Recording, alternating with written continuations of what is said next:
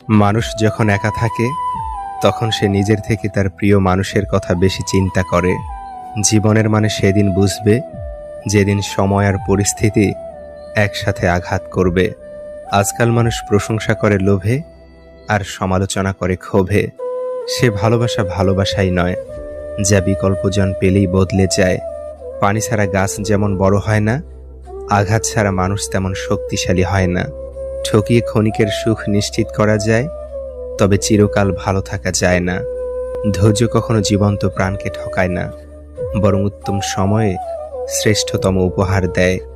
একবার একা হয়ে দেখো, পৃথিবীতে কেউ কারো নয়। অর্থশূন্যতা দেখা দিলে বুঝবে তোমার পরিবারও তোমাকে ভালো চোখে দেখবে না। পৃথিবীর সবচেয়ে ভয়ঙ্কর রোগের নাম হচ্ছে মায়া, যেটা মানুষকে মৃত্যুর আগে জীবন্ত লাশ বানিয়ে দেয়। মানুষ চিনতে ভুল করার মধ্যে লজ্জার কিছু নেই, কারণ অমানুষগুলো দেখতে অবিকল মানুষের মতোই। যাকে চোখ বন্ধ করে বিশ্বাস করবেন, যার প্রতি প্রচুর আশা রাখবেন, সে মানুষটা এমনভাবে ঠকাবে জীবনে ভুলতে পারবেন না।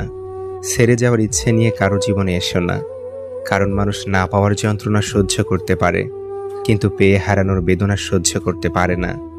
বিশ্বাস তাকেই করো যে তোমাকে কষ্ট দিয়ে নিজেকে অপরাধী মনে করে।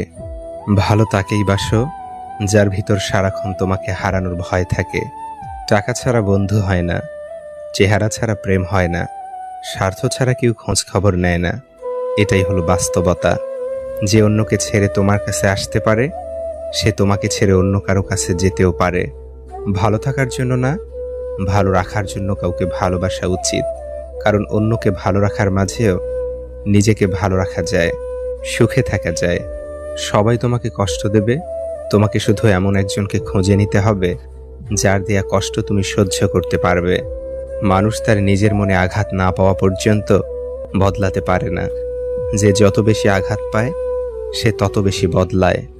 যদি দূরত্বটা হয় আকাশ পরিমাণ, তবুও তোমার এক হাসিতে ভেঙে যাবে আমার শত অভিমান।